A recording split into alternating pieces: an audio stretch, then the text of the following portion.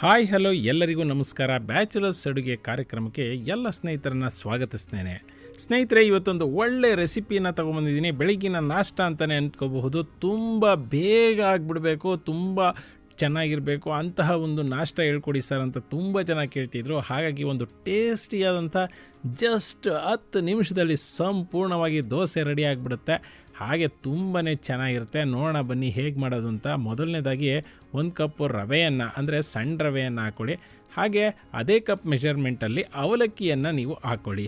Mixie ಜಾರ್ಗೆ ಹಾಕ್ಕೊಂಡು ಆನಂತರ ಅದಕ್ಕೆ 1 ಟೀ ಸ್ಪೂನಷ್ಟು ಸಕ್ಕರೆ ಹಾಗೆ ಅರ್ಧ ಟೀ ಸ್ಪೂನಷ್ಟು ಉಪ್ಪನ್ನು ಹಾಕ್ಕೊಂಡು ಅದೇ ಕಪ್ ಮೆಷರ್ಮೆಂಟಲ್ಲಿ 1 ಕಪ್ನಷ್ಟು ನೀರನ್ನು ಹಾಕ್ಕೊಂಡು ಇವೆಲ್ಲವನ್ನು ಕೂಡ ಸಂಪೂರ್ಣವಾಗಿ ನುಣ್ಣಗೆ ರುಬ್ಕೊಂಡು ಬನ್ನಿ.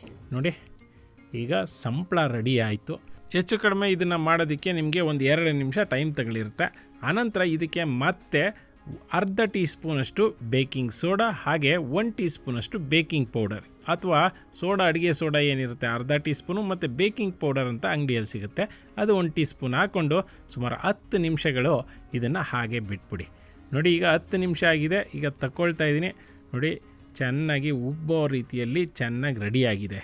ಈಗ ದೋಸೆ ಹುಯ್ಕೊಳ್ಳೋಣ ಬನ್ನಿ. ಮೊದಲನೇದಾಗಿ ದೋಸೆಯ ಒಂದು ಕಲ್ಲನ್ನು ಇಟ್ಕೊಂಡು ಅದರ ಮೇಲ್ಗಡೆ ಎಣ್ಣೆಯನ್ನು ಹಾಕಿ ಅನಂತರ ಈ ದೋಸೆ ಸಂಪಳವನ್ನು ಹಾಕಿ ನಿಮಗೆ ಎಷ್ಟು ಅಗಲ ಬೇಕು, ಎಷ್ಟು ದಪ್ಪ ಬೇಕು ಆ ರೀತಿಯಲ್ಲಿ ಇದನ್ನು ನೀವು ಸಂಪೂರ್ಣವಾಗಿ ಸುತ್ತಲೂ ಕೂಡ ಹೀಗೆ ಆಡಿಸ್ಕೊಳ್ಳಿ. ದೋಸೆ ಹಾಕ್ಕೊಳ್ಳಿ.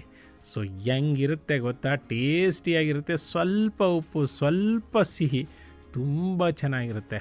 ಇದರ ಮೇಲ್ಗಡೆ ಸ್ವಲ್ಪ ಎಣ್ಣೆಯನ್ನು ಹಾಕಿ ಇದನ್ನು ಫ್ರೈ ಮಾಡ್ಕೊಂಬಿಟ್ರೆ ಸ್ವಲ್ಪ ಬೇಯಲಿ. ನೋಡಿ, ದೋಸೆ ರೆಡಿ.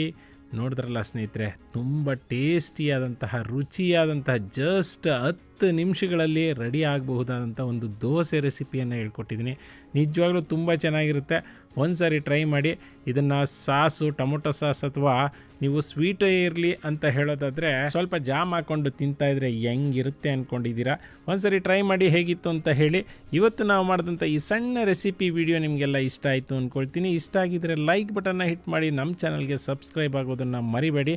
ಇನ್ನು ನಮ್ಮ ಲಾಸ್ಟ್ ರೆಸಿಪಿಗೆ ಸಂಬಂಧಪಟ್ಟ ಹಾಗೆ ಮೊದಲನೇ ಕಾಮೆಂಟನ್ನು ಮಂಜುಳಾ ಜಗದೀಶ್ ಅವರು ಕೊಟ್ಟಿದ್ದಾರೆ. ಮೊದಲನೇ ಉತ್ತರವನ್ನು ವೈಭವ ಗೌಡ ಅವರು ಕೊಟ್ಟಿದ್ದಾರೆ. ಯಾರೆಲ್ಲ ನಮ್ಮ ವಿಡಿಯೋಗಳನ್ನು ನೋಡಿದ್ದೀರಾ, ಲೈಕ್ ಮಾಡಿದ್ದೀರಾ, ನಮ್ಮ ಚಾನಲ್ಗೆ ಸಬ್ಸ್ಕ್ರೈಬ್ ಆಗಿದ್ದೀರಾ, ಅವರೆಲ್ಲರಿಗೂ ಕೂಡ ನಮಸ್ಕಾರಗಳನ್ನು ಸಲ್ಲಿಸುತ್ತಾ ಇವತ್ತಿನ ಪ್ರಶ್ನೆ ಏನಪ್ಪ ಅಂತ ಹೇಳಿದ್ರೆ, ಈ ರೆಸಿಪಿಗೆ ನಾನು ತುಪ್ಪವನ್ನು ಯೂಸ್ ಮಾಡಿದ್ದೀನಾ ಇಲ್ವಾ ಅಂತ ಹೇಳಬೇಕು. ಜೈ ಹಿಂದ್, ಜೈ ಕರ್ನಾಟಕ ಮಾತೆ.